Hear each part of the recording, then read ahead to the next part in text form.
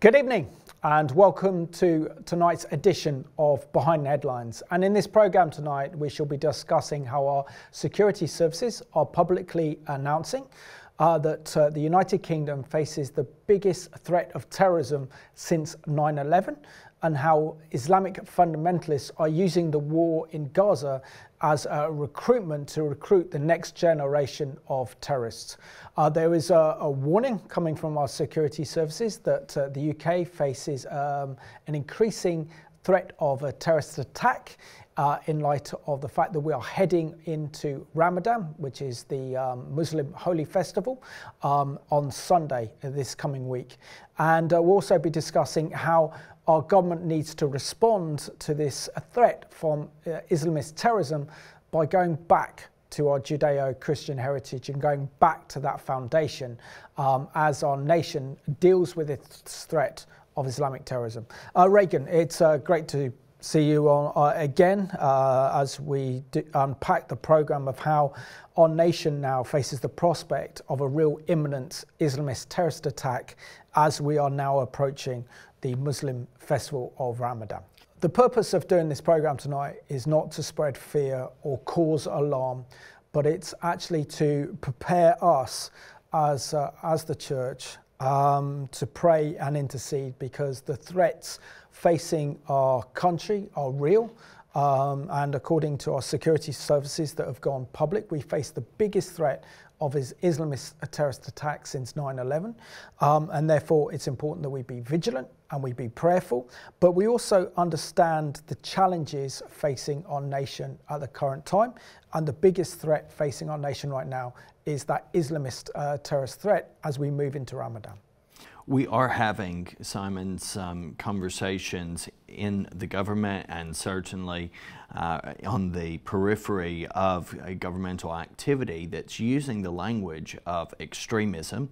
Even our Prime Minister, Rishi Sunak, has spoken of the poison of extremism outside 10 Downing Street.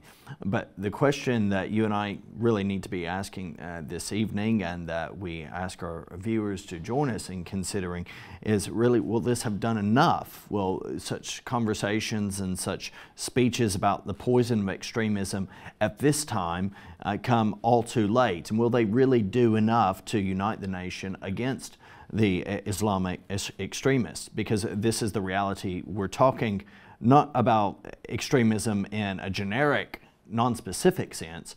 We are indeed talking, are we not, about Islamist extremism, which seems to be the most severe threat that we face as a British society, and this is coming up even more with Ramadan in the next. Absolutely. So our security services say that we face the real prospect of a lone wolf terrorist attack or a coordinated terrorist attack on British soil, especially, as they're saying, as we approach the Muslim festival of Ramadan, which is a month of fasting. We've also seen that a rise of Islamic extremism hasn't come out of a vacuum.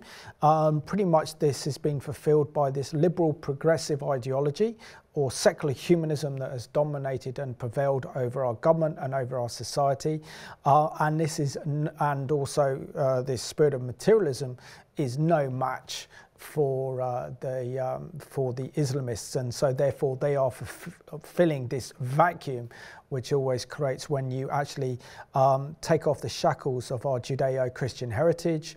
You legislate God out of our parliament, you legislate God out of 10 Downing Street and our institutions of government, including our media, and really is secular humanism any match to take on Islamic fundamentalism. We also see that the horrific events of October the 7th, the failure of our British authorities to clamp down on Jew hatred and incitement of genocide on the capital in London, but also throughout our other major cities, created a climate of fear. The Islamists are exploiting for their own evil agenda. But also, is there anything we can learn from the French in the way that they've been able to deal with this Islamist threat within their country? We're also going to be asking about Rishi Sunak's speech on the poison of extremism outside 10 Downing Street, whether or not it's done enough to unite the nation against extremists, or is the failure to repent and turn back to the God of the Bible the reason for our nation's woes. It's not our intention, we should say to our viewers, the intention of Behind the Headlines is never to spread fear. This isn't about spreading fear, Simon. We ourselves know that we have been given not a spirit of fear, but of power and of love and of a sound mind, right? We are standing in the Holy Spirit in this. However, we must not be complacent, and we must be aware of what's going on in the world around us. It's not necessarily that we can see this rise stop, because certainly we do see in the scriptures that things will continue to get more and more difficult. But we have to be prepared in the same way Jesus says, I'm telling you these things so that you will not be troubled. Be prepared, but do not be troubled, because he has overcome the world. Now, according to the Mail on Sunday, Britain's terror threat is at the highest level since 9/11. The prospect of extremist groups using the war in Gaza as a recruitment advert, as UK spies are warning members of Parliament. The threat of a terror attack on British soil is rising rapidly because of the war in Gaza, according to senior security officials who are informing members of Parliament.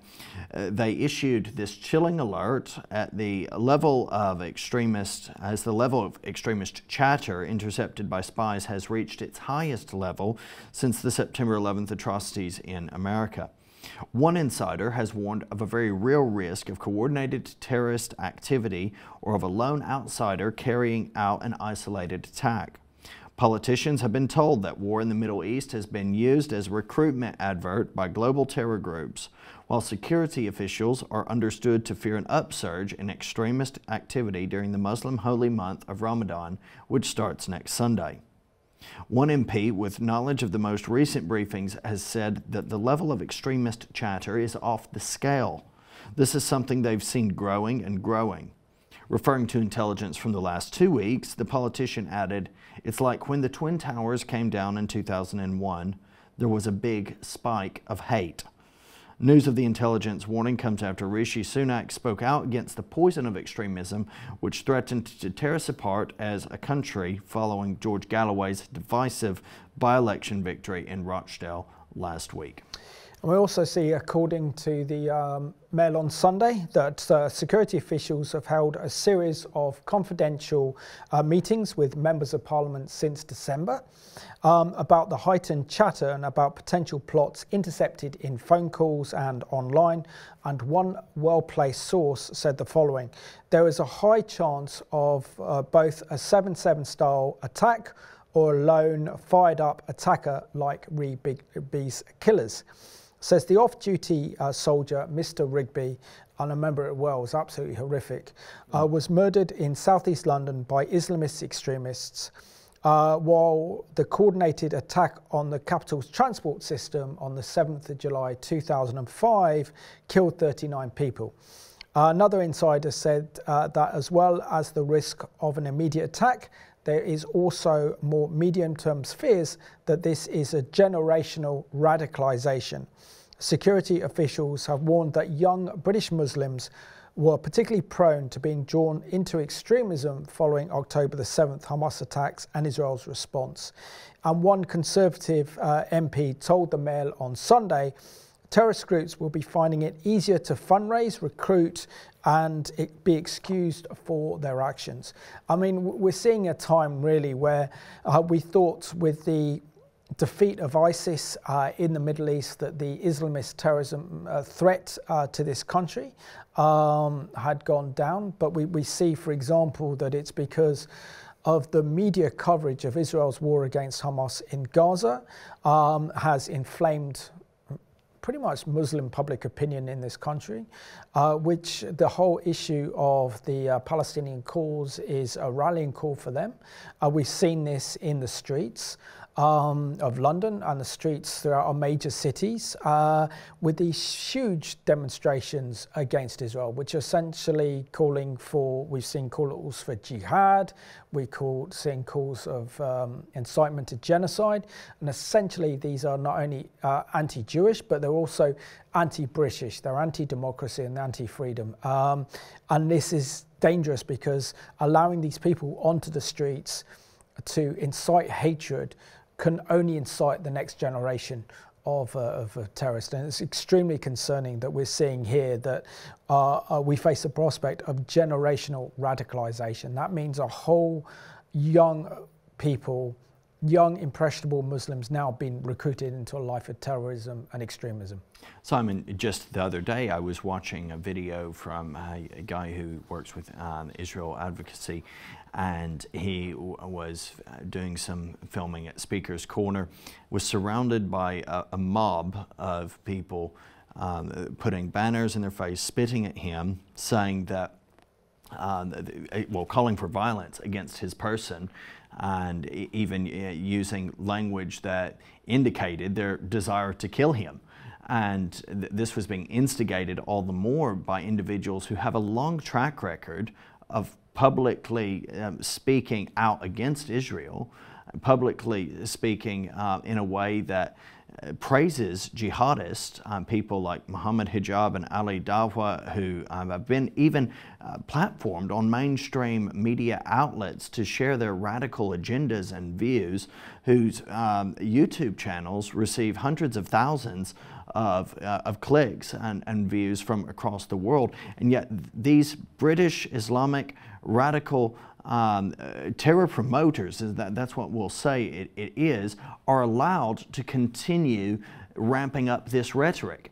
And yet we then have security officials warning that this is now the third highest state of alert that we're seeing, meaning an attack is likely. And everyone, it's almost as if there's the question, oh, how has it come to this?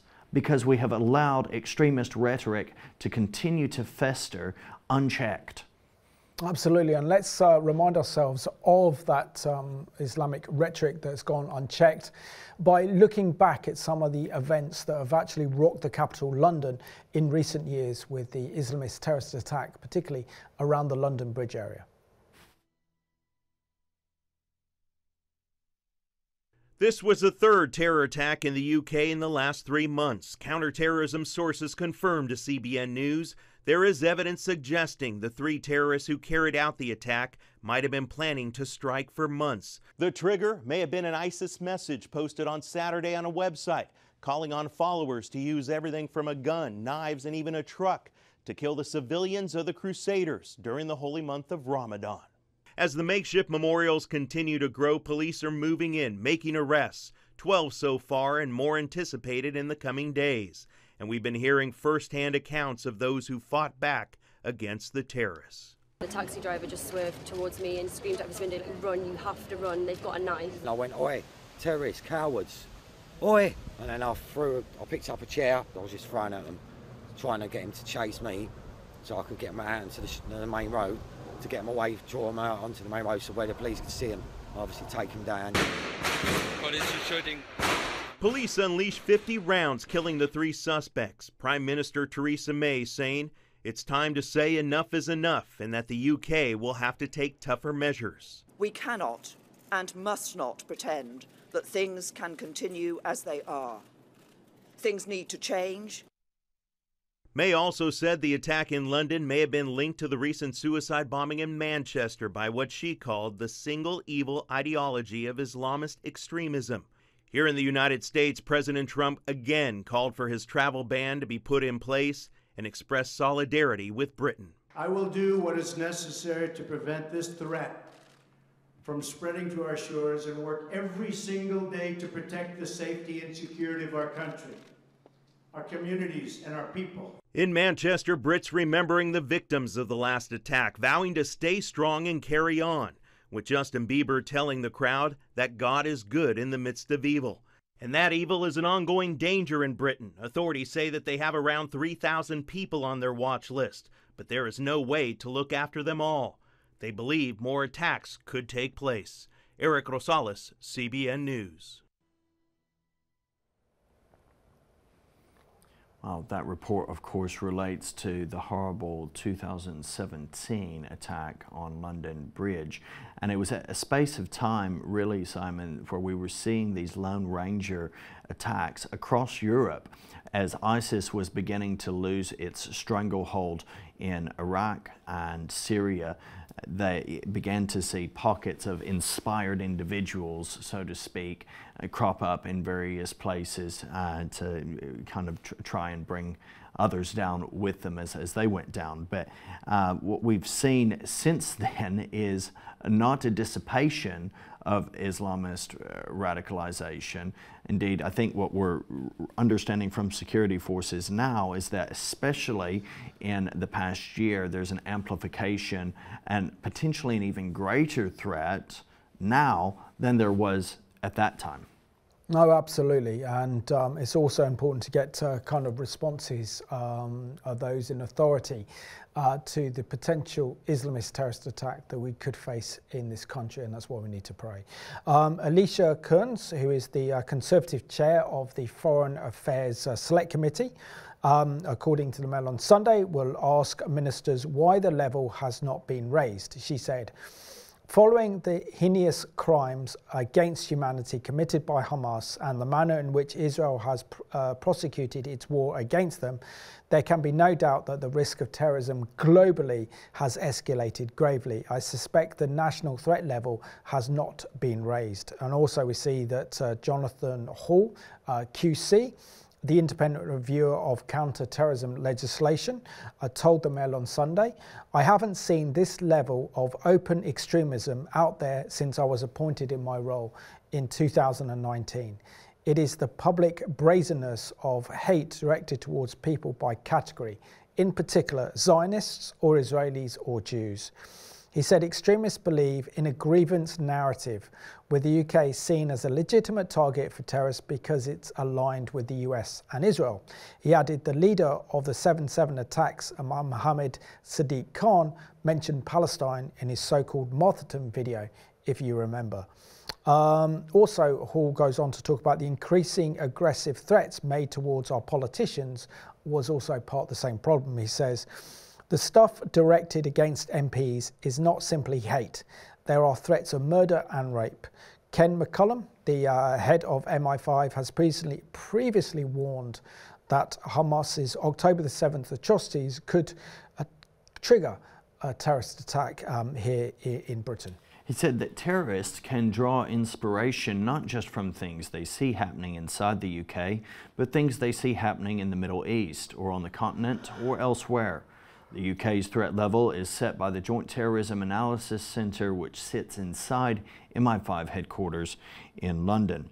Now, the last time it was raised to critical on the highest level, indicating an attack is highly likely in the near future, was on September the 15th, 2017, just after the Parsons Green bombing on the London Underground by Ahmed Hassan, an Iraqi asylum seeker.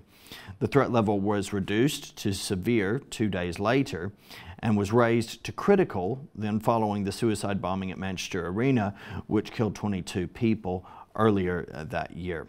And Regan, I mean, both of us, I think remember the horrific terrorism events of 2005 with the London Underground bombings, as we see there. And having been very close to that, and actually on the tube at the time, I was only 3 stops away from one of the terrorist attacks on the Underground, and you know, it just brought London to a complete standstill. I think we were expecting it because obviously New York and Washington faced 9/11, so it was only a question of time before we would actually face a terrorist attack in London. And yeah, pretty much again, the kind of war in Iraq was blamed for the reason why we were attacked. But it takes away from the concept of the ideology of the jihadists, those involved, is that they want to create an Islamic caliphate. They want all nations to be subjected to extreme interpretations of Sharia law and of the Hadith, and they essentially want our nation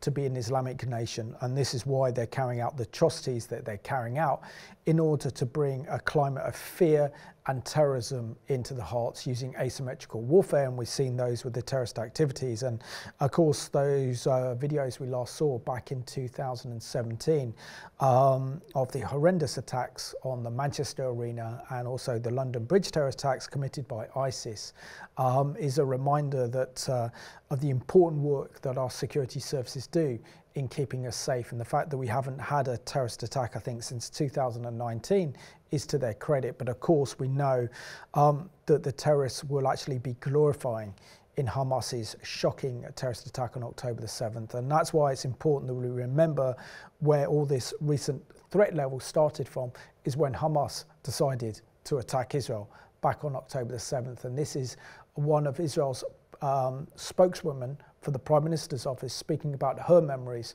and the threats posed by Hamas back on October the 7th as it relates to the terror threat we're facing today here in the UK. So Israel has faced and is still facing an existential genocidal threat. As you said, Hamas, they chant it, they say it, they act on it. What more proof do we need to believe them? We don't need any more proof. After October 7th, we say no more. We're no longer agreeing to life next to a terror enclave ruled by a terrorist organization that wants us all dead. And their sick ideology upon which they educate Palestinian children, to dream to kill Jews, obliterate the Jewish state, to glorify martyrs. That's what Israel's dealing with. And we say no more. We're a very much united society right now around this understanding of why we must dismantle, destroy this terrorist organization. There's no question about bringing our stolen people back home. They must come back home, all of them. And what we're doing now is to guarantee that Gaza will never, ever pose a terror threat to us again, because the year is 2024. Terrorism is unacceptable. And they have to understand that every time they choose terrorism, it will be a dead end for them. And this is the message that Israel is sending, but this is the message that everyone in the civilized world should want Israel to stand, not only on our behalf, but it's for all of us. Otherwise, if we don't send out this clear message, it's an open invitation, to terrorists around the world to sow more chaos, more bloodshed, more violence in other places. Not just in our region, not just in our That's the balance. You're striking, what you're talking about there is the balance of, if you allow a terrorist organization to have victory in some way, what message does that send? It sends, oh, that works, right? What you're doing will work then, and they will do it other places. We've seen this before. We saw it on 9/11. We've seen it again and again. What is success for Israel? You sort of mentioned making sure that you're not next to a terror organization anymore, obviously existing there. What does that look like in the end? Success in the end means that all of our stolen people will come back home to their families. Success would mean that the terrorists in Gaza will no longer have an organized war machine, that they will not have powers like they've had up until October 7th. They will lack the desire to ever hurt us again and the military capabilities to do so. That's what we want to achieve. We want to achieve a different reality in Gaza in which more pragmatic voices understand that terrorism is a dead end and a way forward must be pursued. So that's what we're after. It's not about revenge. It's about accountability. Because if we're not going to seek accountability, all the terrorists all over the world are taking notes right now. They're observing.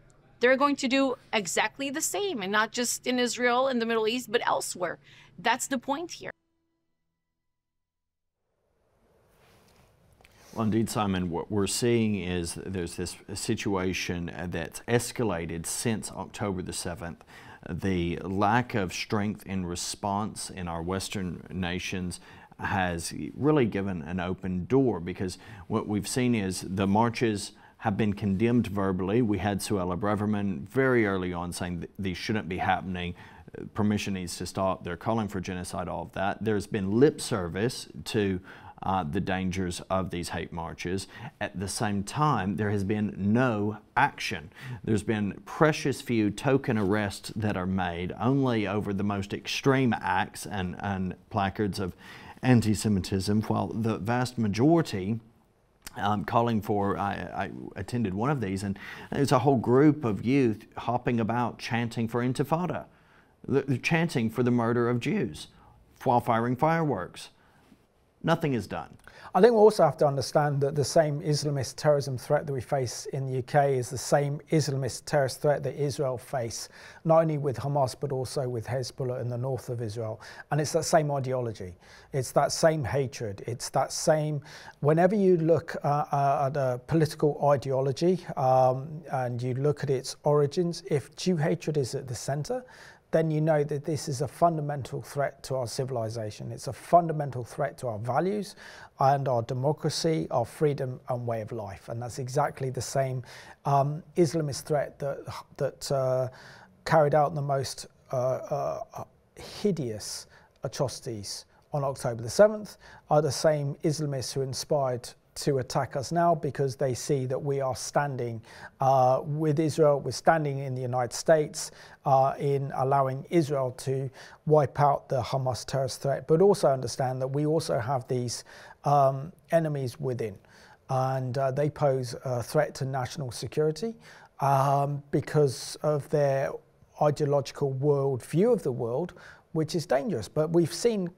consistently, whether it's Tony Blair, whether it's David Cameron, whether it was Theresa May or Boris Johnson and now Rishi Sunak, really speaking up of the dangers of needing to confront Islamic terrorism, but looks like very little has done over the years. So let's have a listen, or let's watch now our Prime Minister Rishi Sunak talking last Thursday on the threat of extremism that is currently facing the UK.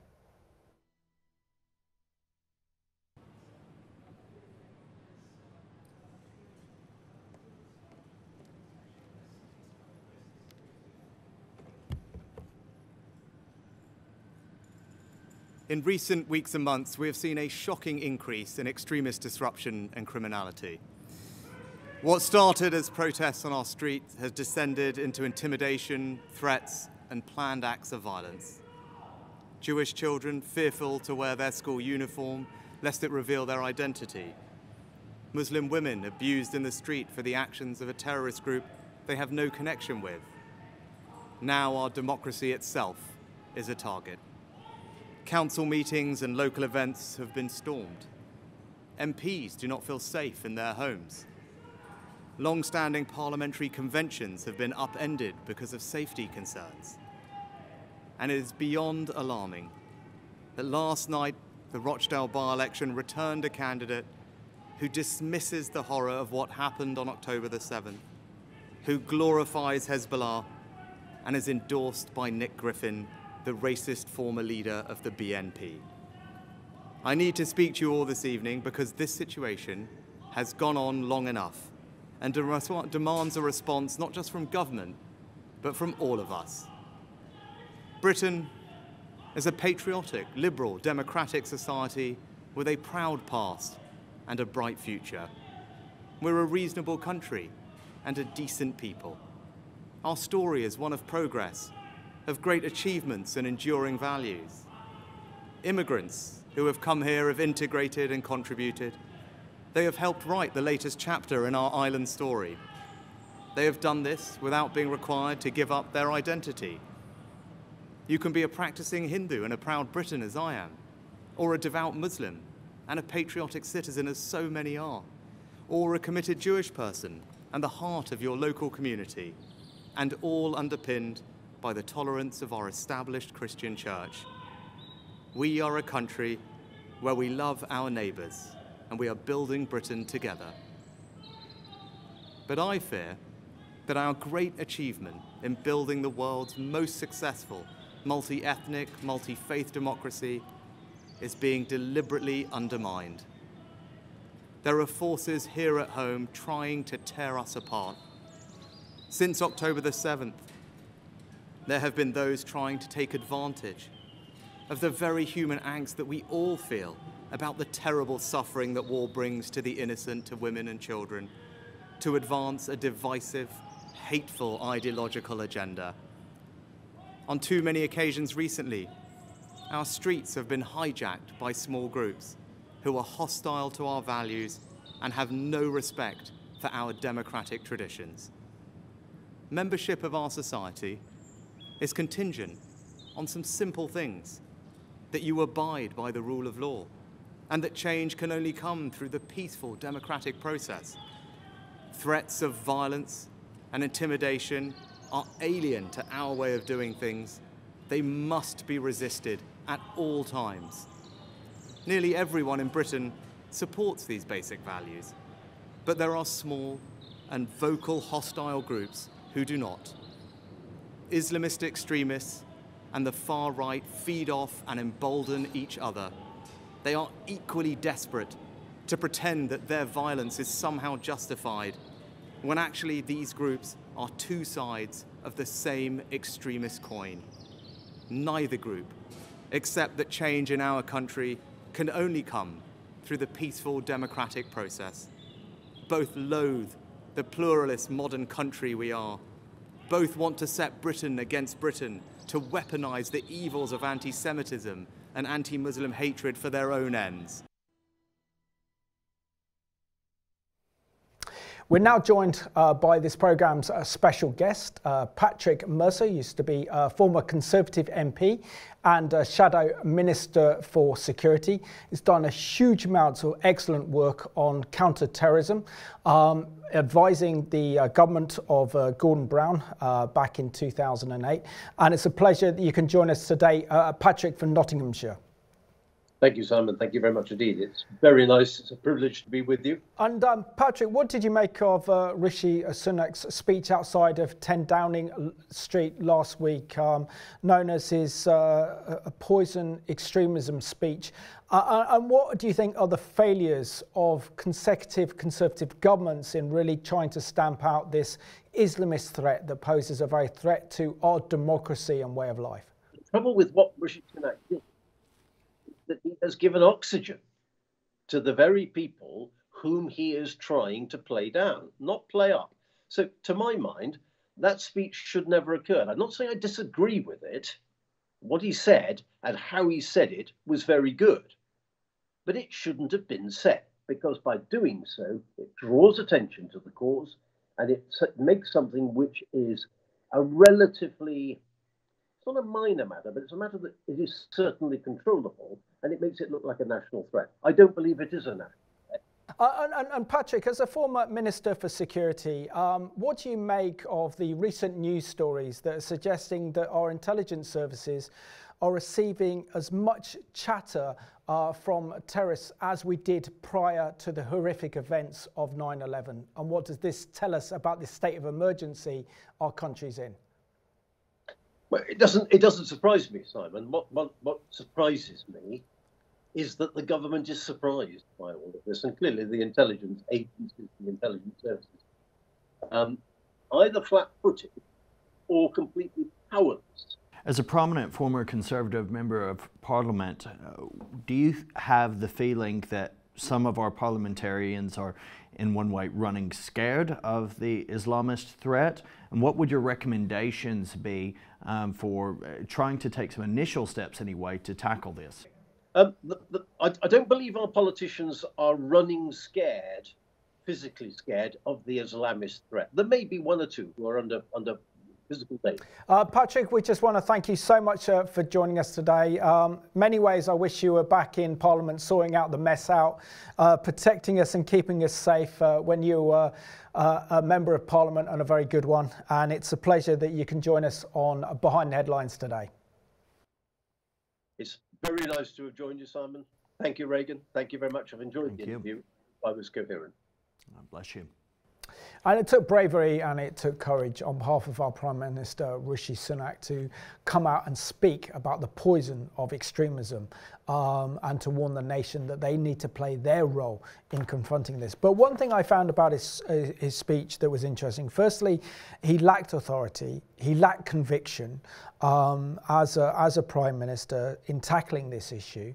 But also the other thing I've noticed when we actually listened to extracts of his speech there is there was no reference point to our Judeo-Christian heritage. There was no reference point to the Christian roots of this country, which is effectively the only way that we're going to defeat Islamic extremism in this country, because progressive liberalism and secular humanism and materialism are no match for this Islamic ideology, because essentially this is a spiritual message. But let's unpack what he said. He said, which I agree with him in this one, he says, in recent weeks and months we've seen a shocking increase in extremist disruption and criminality.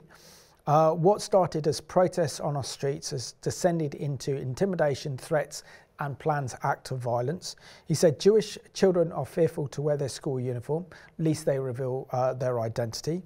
Muslim women are abused in the streets for the actions of a terrorist group they have no connection with. Now our democracy itself is a target. Council meetings and local events have been stormed. MPs do not feel safe in their homes. Long-standing parliamentary conventions have been upended because of safety concerns. It says, I need to speak to you all this evening because the situation has gone on long enough and demands a response, not just from a government, but from all of us. But is this too little? Is this too late? Well, as he continued, you mentioned that he didn't underpin any of this with the Christian, Judeo-Christian element. He did. The closest he got was speaking of how we are a patriotic and liberal democratic society. He spoke of our proud past and bright future. A bright future, I'm not certain what he's looking at that's pointing to a bright future. Potential, yes, but if we keep going down this same track, I think it's wishful thinking. We're a reasonable country and a decent people. Our story is one of progress, of great achievements and enduring values. He speaks of the benefit of immigration and integration and contribution out of that. And then he speaks of how you can be a practicing Hindu and a proud Briton, as he is, or devout Muslim and a patriotic citizen, as so many are, or a committed Jewish person and the heart of your local community, and all underpinned by the tolerance of our established Christian church. That was the only reference to any element of our Judeo-Christian underpinning as a nation. We are a country where we love our neighbors and we are building Britain together. But I fear that our great achievement in building the world's most successful multi-ethnic, multi-faith democracy is being deliberately undermined. And this is where the question is, okay, because he's speaking in very pluralistic terms, if we are the world's most successful multi-ethnic, multi-faith democracy as he presents it, I'm not really certain what the margin of success here is here, because everything, he's right, is being deliberately undermined, but that has been threatened right from the beginning. Once you lose your moral foundation, you lose your moral compass, and you're unable to meaningfully impact those who are in this nation in a positive way, and you're unable to meaningfully impact the rest of the world. Apart from that righteousness that's in the Judeo-Christian framework of the scriptures, we don't have a healthy, functioning society. Yeah, I mean, he does warn as well, and this is a direct message to the Palestinian protesters that are marching on our streets every Saturday. He says this one, but we must draw a line. Yes, you can march and protest with passion. You can demand the protection of civilian life, but no, you cannot call for violent jihad. There is no context in which it can be acceptable to beam anti-Semitic tropes onto Big Ben in the middle of a vote on Israel-Gaza. And there can be no cause you can use to justify the support of a prescribed terrorist group like Hamas. Yes, you can freely criticize the actions of this government, or indeed any government. That is a fundamental democratic right. But no, you cannot use that as an excuse to call for the eradication of a state of any kind of hatred of anti-Semitism, which was powerful. And it's important that our government show solidarity not only with Israel but also with our Jewish community. But now we see that, for example, that the Islamists now have a focal point in Parliament with the election of George Galloway, who won the Rochdale by-election last week. And he will use his position, he already has, to incite hatred against Israel, to incite hatred against the Jewish people, but also to become a figure point for the Islamists to rally around in Parliament. Well, Mr. Sunak has called the victory of George Galloway in the Rochdale by-election on Friday beyond horrifying, and said that extremism demanded a response not just from government but from all of us. He also issued a direct plea for pro-Palestinian protesters to reject radicals who are hijacking their marches and urged police to take a tougher stance. Frankly, I mean, this is, of course, a report that's in the mainstream press. I don't think these protests have been hijacked. I think their very core and their very substance is geared toward engendering extremist ideologies. And so this is a wishful thinking and a very positive spin on what from the beginning, before any Israeli military intervention in Gaza, was always about promoting Islamism. According to BBC, George Galloway is back in Parliament with a resounding win in Rochdale by-election after a campaign in which the Gaza war was a running theme. That's on the back of how he won, essentially. We see that the Labour candidate, who was almost certainly going to win, had support withdrawn from Labour because of his own anti-Semitic comments that he made.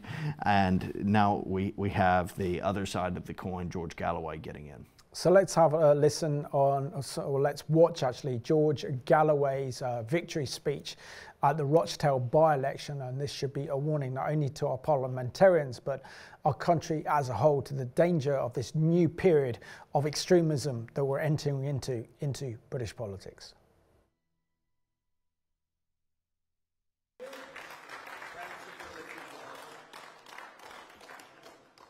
Keir Starmer, this is for Gaza.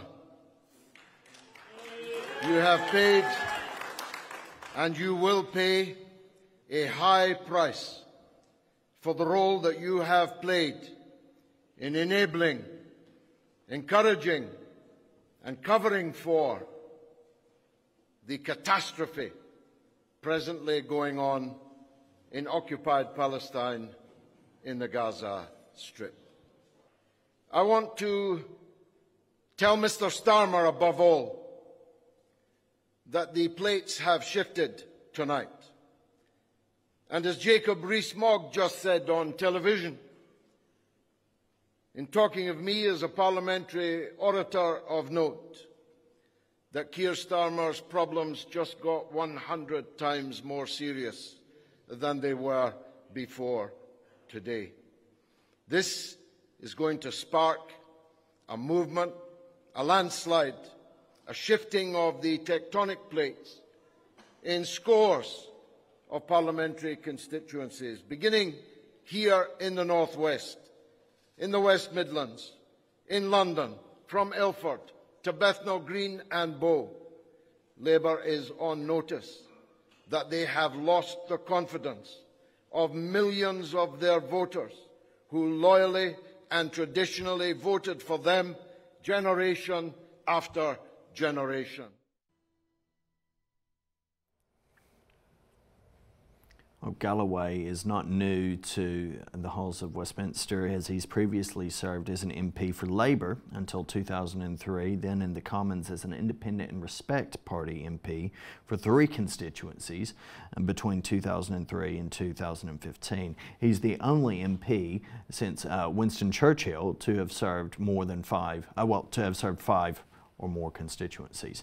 So it's just a little bit of Trivial Pursuit there for you, but quite an incredible political career, almost always built on the back of his anti-Semitic agendas. Yeah, and his hatred for Israel. I think there was a recent picture of him being next to the one of the leaders of Hamas as well, which is absolutely reprehensible, knowing that this is a genocidal terrorist organisation, and by supporting them, we know that he's on the wrong side of history. But I think it also poses a major problem now for the Labour Party, and ever since October the 7th, Keir Starmer, who thought that he was going to walk the next general election 2024. All he was waiting to do was for the Conservatives to trip up and to actually win it by default, now realises that he has a major problem on his hands. Does he support Israel in its war against Hamas? Or does he apply, as he has done, pressure to call for a ceasefire and then get stuck in the middle, so he's not pleasing either side? And it also means that with Galloway there, he can direct a lot of that Islamist vote to his political party, and that they will leave the Labour Party en masse. So this could have huge implications come the next general election, particularly for those Labour constituencies that have a large Muslim majority who pretty much vote according to what the community want them to vote for. The campaign against anti-Semitism has already had its extreme concerns that expressed by Mr. Galloway's victory justified, as right off the bat, Galloway has likened Israel to Nazi Germany, suggesting that the country was committing a Holocaust in Gaza as soon as he took his seat as Rochdale MP. His highly inflammatory Westminster press conference conducted after taking his seat claimed that Palestinians were the victims of a genocide at the hands of the Israeli military, refusing to condemn Hamas, saying they had been chosen by the people of Gaza in an election, which, okay, you know, there's a significant number of people, of Gazan civilians, who tragically support Hamas. What does that tell you about the Palestinian society and its health? Okay, let's talk about democracy. He is correct that Hamas won a parliamentary democracy, I think back in 2006, as part of the Palestinian parliamentary elections, but we haven't had any elections since 2006 within the Palestinian Authority. Also elected Mahmoud Abbas as its leader. And of course in 2007 he threw the ruling Fatah PLO faction out of Gaza through many of the PLO operatives off roofs. And that's how they took over in a coup. So dragging their bodies, in some cases, through the streets on the back of motorbikes in ancient day and medieval-esque torture scenes. This behavior is what we're dealing with. But they were elected, so it's fine. Because they were elected by the majority, it's okay, somehow, to Mr. Galloway. No, absolutely. And of course, using his new parliamentary position to incite hatred and to say that Israel is actually committing a Holocaust in Gaza is unbelievably offensive to the Jewish people. It was unbelievably offensive to Israel and the Jewish people, having gone through the real Holocaust, which was over 80 years ago, with the industrialization of death through the Nazi death camps. We actually see that these comments are inflammatory. They are designed to create headlines. They are designed to mobilize support amongst the Islamists for his cause, and they do nothing to promote peace and reconciliation and calm at this time. He also says this one. He says, after winning a seat by running on a pro-Palestinian platform, he said the next election will be about Muslims. He defended his views by telling reporters, if by the by-election had been on February of 1940 or 41, would anyone seriously have condemned me for putting the crimes of the Holocaust at the centre of my election campaign? It's easy rhetoric. But we know, for example, that Israel, as a Jewish state, are literally fighting a war for their survival. We ourselves are eyewitnesses to the atrocities and the horrors committed by Hamas on October the 7th. And for Israel to survive as a nation in the Middle East, they have to deal with that existential threat posed by Hamas in the south. And what Hamas did, we have not seen that level of terrorist attack against the Jewish community since the Second World War and the Holocaust. Galloway and his deputy, Chris Williamson, have repeatedly is spoken either directly or implicitly of how Israel has no right to exist. Chris Williamson, now being under investigation, this is Galloway's deputy, former Labour MP, spoken of how Israel has forfeited any right to exist, making this comment on social media only 10 days after Hamas slaughtered 1,200 Israelis. This is before any meaningful response in Gaza. By that stage, Israel had only just about succeeded in clearing and securing after the infiltration on the 7th. And so 149,000 followers of Chris Williamson at that point read, "The people of the world now know that Israel has forfeited the right to exist and that resistance to the genocidal Zionist entity is the only option." The Jeremy Corbyn ally sparked further fury then after he refused to condemn the attacks when he appeared on Radio 4's Today programme on Friday after the Workers' Party of Britain, which he is now deputy leader, won the Rochdale by-election. Galloway's victory there sparked fears of increased anti-Semitism across the country, with Williamson, age 67, a former Labour MP for Derby North, being the shadow local government minister from 2010 to 2013. Suspended from Labour in 2019 after he claimed the party had been too apologetic in response to allegations of anti-Semitism, Derbyshire police confirmed the force had received multiple complaints about the tweet, adding the investigation is still ongoing. During his BBC interview, Williamson said of the Hamas massacre, "You can't expect to live in a situation where people have been oppressed for 75 years and not expect a reaction," espousing what is quite simply, Simon, an alternate history that is completely devoid of the context and the facts of what's gone on in that 75 years against the Jewish people.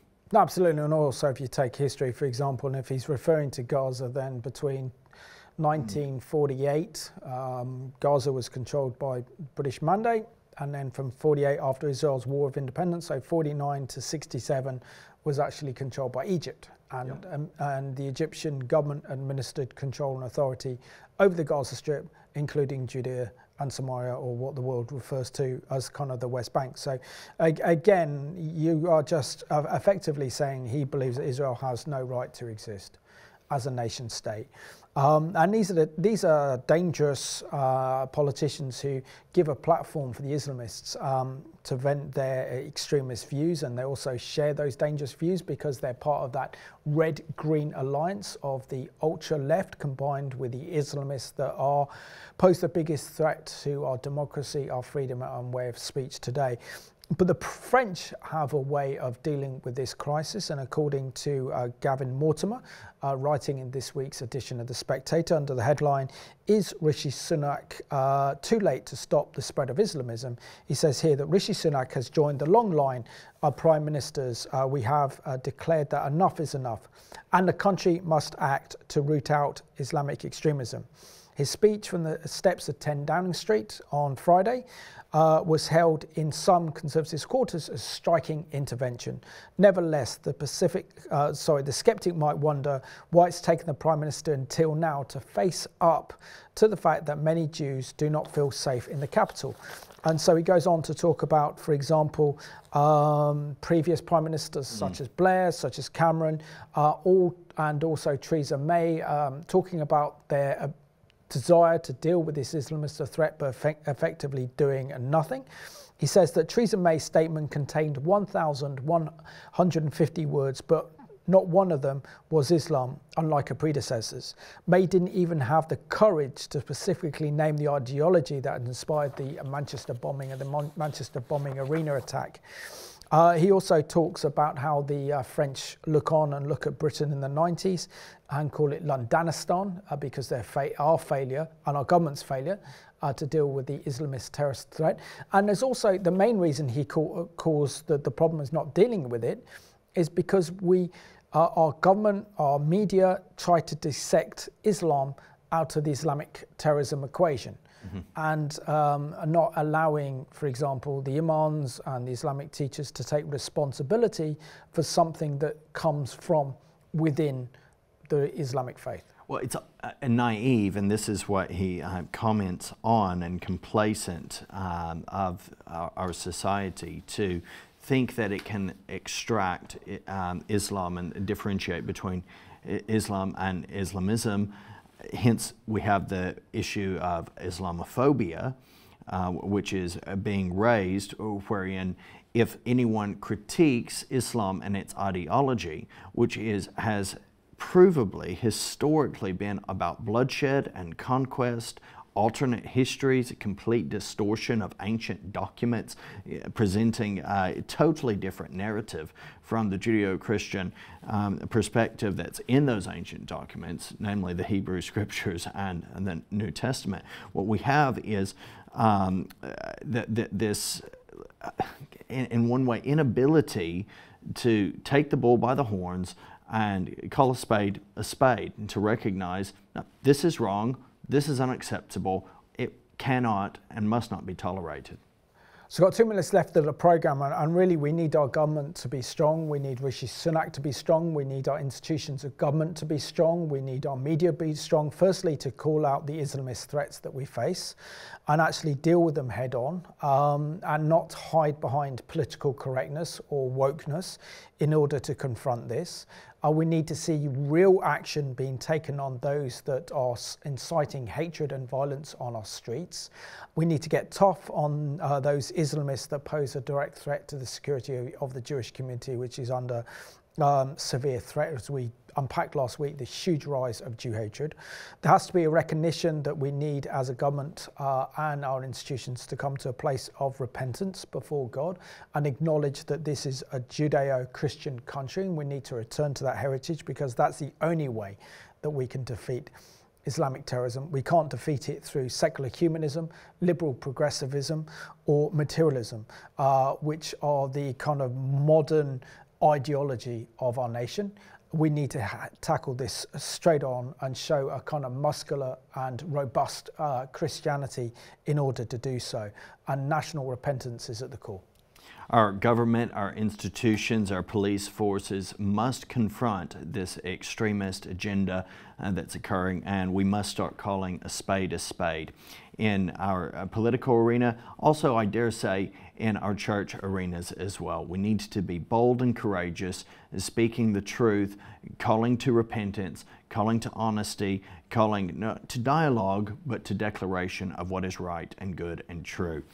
Well, that's it from us here on Behind the Headlines. Thank you so much for joining Simon and myself, and we pray that God would continue to equip each and every one of us for His glory, that we would live with peace as we approach this chaotic world, that we would seek and pray for the peace of Jerusalem, of God's people all across the world, engaging it with the light that's in Jesus Christ. Have a good evening. We'll see you next week on Behind the Headlines.